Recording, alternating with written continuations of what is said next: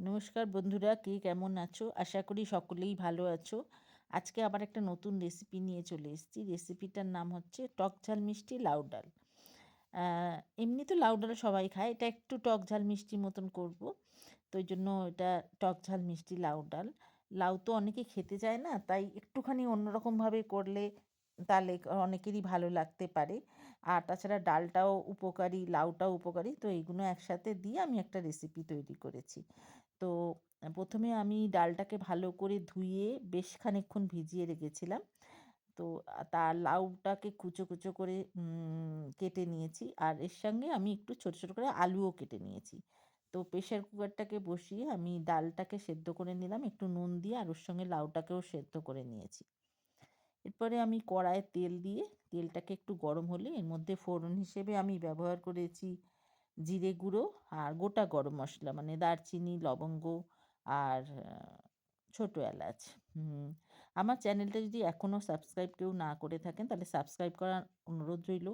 আর পাশে থাকা বেল আইকনটা প্রেস করে দিলে আমার যত রেসিপি আমি দেবো সেগুলো ১ম এই আপনাদের কাছে চলে যাবে। আর এর সঙ্গে আমি একটা তেজপাতাও দিয়ে দিলাম। একটুখানি নাড়িয়ে নেব যাতে এর গন্ধটা একটু বেরোলেই আমি এর মধ্যে এই ছোট, ছোট করে কাটা আলুগুলো দিয়ে দেবো। দিয়ে এটাকে বেশ ভালো করে ভাজতে হবে। এটা বাড়িতে করে দেখবেন। খুব মানে রেসিপিটা খুব মানে উপকারী রেসিপি। অ্যাকচুয়ালি এটার মধ্যে লাউও আছে, ডালও আছে। আমি যদিও একটু আলু দিয়েছি, আলুটা স্কিপও করা যেতে পারে। তবে আলুটা অল্প দিলেও ভালো লাগবে।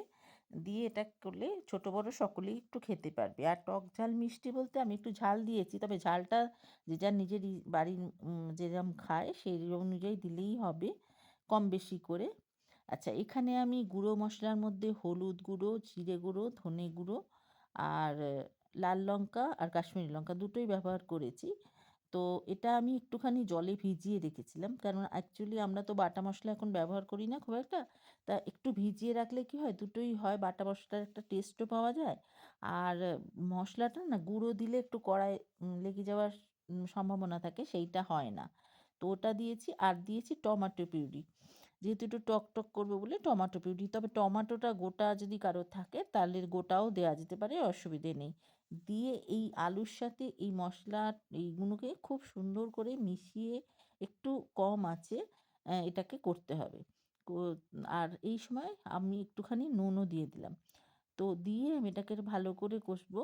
বেশ ভালো করে কষা হয়ে গেলে মানে যতক্ষণ মানে একটু যত বেশি কষে নেওয়া যাবে বেশ টেস্টটা ভালো আসে আরকি। আলুটা ভাজা, ভাজা হয়ে যাবে আর তার সঙ্গে মশলাটা মিশলে একটা আলাদা টেস্ট হবে।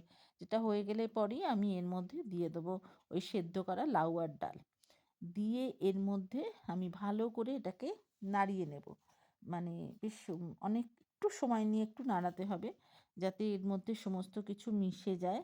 লাউ, ডাল আর সমস্ত কিছু মানে আলু সমস্ত কিছু মশলাটার সাথে মিশে বেশ ঘাঁটা, ঘাঁটা মতন হয়ে যায়। এখানে আমি বেশি জল ব্যবহার করব না। যারা ভাত দিয়ে খাবেন তারা একটু জল দিতে পারেন। তবে বেশি জল না দেওয়াই ভালো, মানে ভালো লাগবে না। আমি যেটুকু জল দিয়েছি ওই মশলার বাটিতে যে ধুয়ে যে যেটুকু জল হবে সেইটুকুই আমি জল ব্যবহার করেছি। আর যেহেতু আমি এটা টক ঝাল মিষ্টি করছি সেই জন্য টক করেছি, ঝালও হয়েছে। এবার আমি যেটা দিচ্ছি একটু নারকেলের গুঁড়ো। নারকেলে অ্যাকচুয়ালি কোড়া নারকেল দেয়া যেতে পারে। এখানে আমি রেডিমেড নারকেল গুঁড়ো দিয়েছি। আর দিয়ে দেবো একটু মিষ্টি। মিষ্টিটা আমি গুড় ব্যবহার করেছি। যারা চিনি ব্যবহার করেন তারা চিনি দিতে পারেন। দিয়ে আমি এটাকে আরও ভালো করে একটু নাড়িয়ে নেব। যাতে মশলাটা বেশ ভালো করে ডাল, আলু আর লাউয়ের সাথে মিশে যায়। করে আমি একটু সময় নিয়ে এটা কষবো। যেই একটু ফুটে আসবে আমি এর মধ্যে দিয়ে দেবো একটু ধনেপাতা আর একটা কাঁচা লঙ্কা। আমি এখানে একটা কাঁচা লঙ্কা ব্যবহার করেছি। তো এখানে যারা একটু ঝাল, ঝাল পছন্দ করেন তারা ২ টো কাঁচা লঙ্কাও দিতে পারেন, অসুবিধে নেই। তো আমি এখানে একটাই কাঁচা লঙ্কা ব্যবহার করেছি। দিয়ে আমি আবার এটাকে নাড়িয়ে নেবো। আর ধনেপাতা কুচিটা দিয়ে দেবো। এটা একটু আলাদা টেস্ট হয় আরকি। যারা ধনেপাতা না খান তারা না দিতে পারেন। তবে আজকাল বেশিরভাগই সবাই ধনেপাতা পছন্দ করেন আরকি।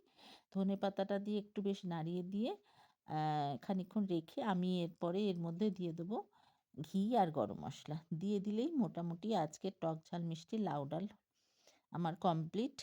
আপনারা সবাই বাড়িতে করে দেখবেন, কমেন্ট বক্সে জানাবেন কেমন লাগলো। যদি ভালো লাগে তাও জানাবেন, যদি খারাপ লাগে তাও জানাবেন। ভালো লাগলেই অনেক বন্ধু-বান্ধব, আত্মীয়স্বজনকে শেয়ার করে দেবেন।